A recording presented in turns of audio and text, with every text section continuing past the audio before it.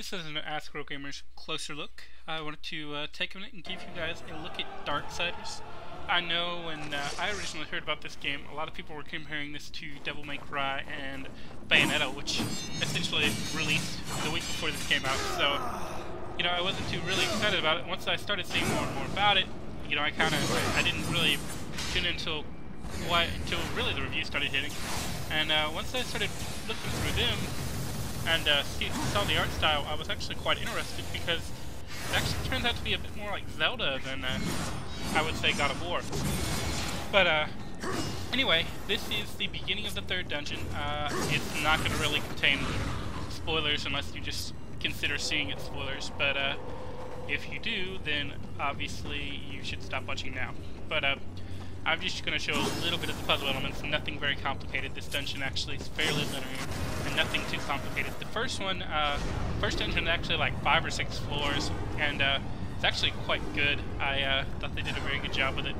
The second one's actually kind of interesting too. But anyway, this one is, like I say, a little bit more linear. This one is not nearly as complicated when it comes to the puzzle type elements. As you can see here, I just used that bomb to drop down this platform.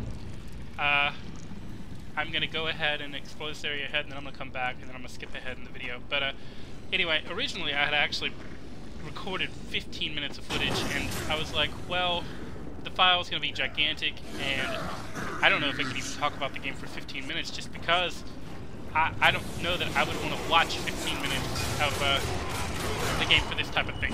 So anyway, I decided to cut it back to like 5 or 6 minutes, so it's not originally where I intended to leave it. But anyway, the point is that this is going to be a good look at some of the combat, as you can see here. As you can see, once you get to a certain point, the opponent is going to be his health bar. You can press L and get an instant kill like that. And obviously, for those that haven't kept up, I mentioned this earlier, that you are 4 of the 4 horsemen of the apocalypse. And due to some strange circumstances, which I'll get into in the full review when I actually end up doing that, which I'm hoping to be soon. I think I'm about halfway, or maybe a little bit more than halfway through the game, at least according to what it looks like from the trophies and whatnot. I'm not entirely sure. I've been trying to stay away from hints and tips as much as I can unless I've really gotten stuck. So I'm gonna check out the map here. You can see it's a very Zelda-like map. This one it only has 1 floor, it seems, but like I say, the dungeons before have been quite a bit more expansive and less linear.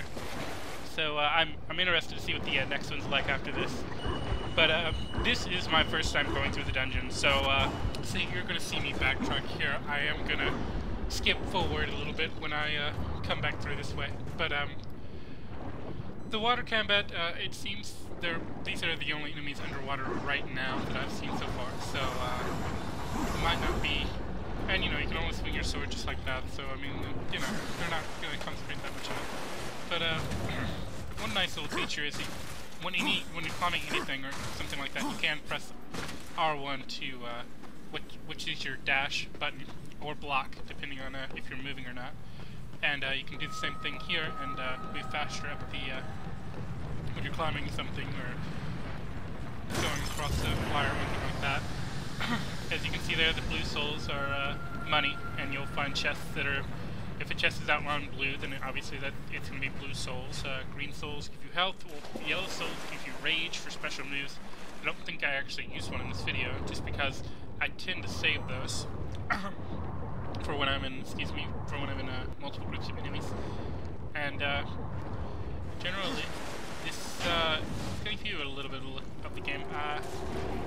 Like I say, this dungeon, I've beaten this since, and this dungeon is not nearly as expansive as the first 2, but it was still quite a bit of fun, and it adds some nice elements. Right here, I did want to, this is the side area I was looking at, and you do get basically what it amounts to, a piece of heart here.